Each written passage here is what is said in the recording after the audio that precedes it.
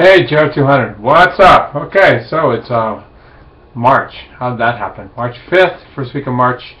And so we've gone through the social structures. Last chapter we focused on families, and that discussion of families, the family tree, the caregiving properties, that was last week's lecture, and that's what applies to your critical thinking assignment that is due next Thursday, March 12th. Okay. This week we do housing, and in some ways it's very related. Okay. You know, what kind of household did you grow up in? Was it multi-generational? Did you have aunts and uncles living there? Did you have grandma and grandpa living in the same house with you? If so, was there kind of this hierarchy of support, okay, caregiving that went on? And caregiving can take lots of different ways, okay? There can be financial aspects of caregiving. There's socio-emotional.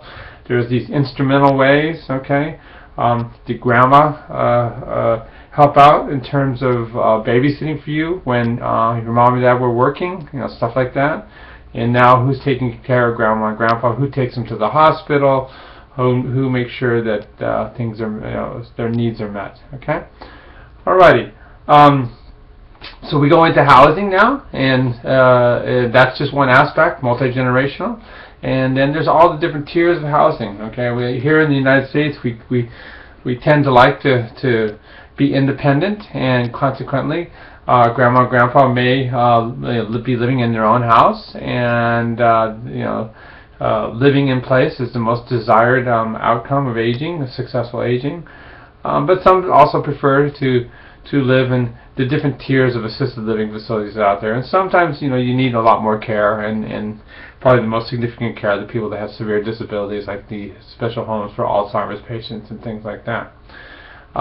We then get into more legal aspects, okay, and it's important, really important to understand this because there are so many really kind of tangled issues, especially when it comes down to money and inheritance, and so one of the worst forms of elder abuse is fiduciary abuse.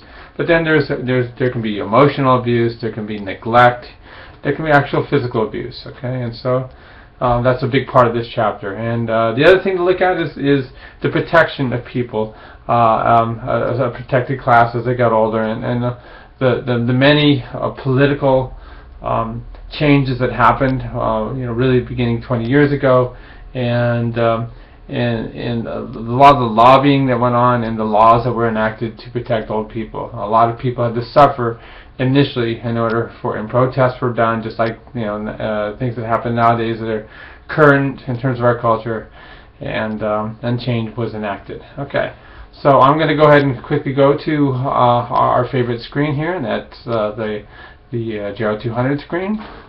All right, thank you.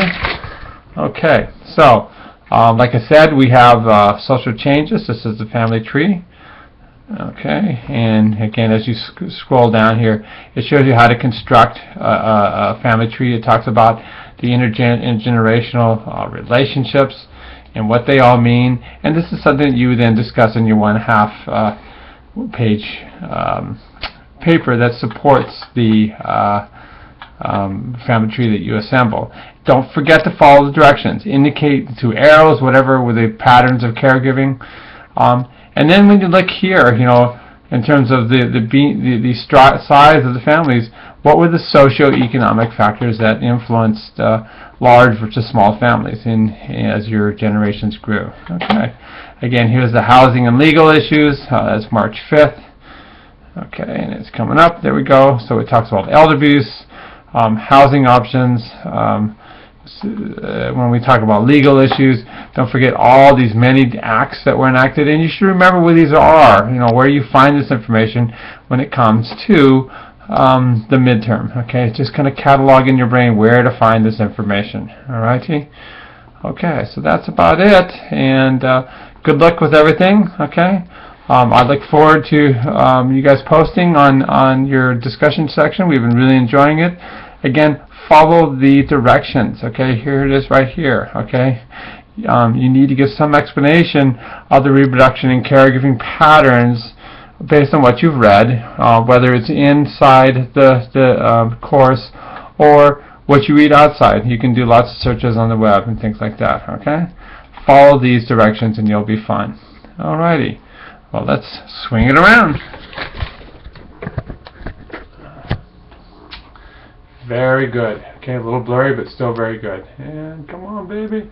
It's funny when it's dark like this, it just stays blurry. I'm waiting for the blur to go away. You know what? I'm just going to end it on the blur because I don't know what the hell's going on with this thing. Okay, goodbye.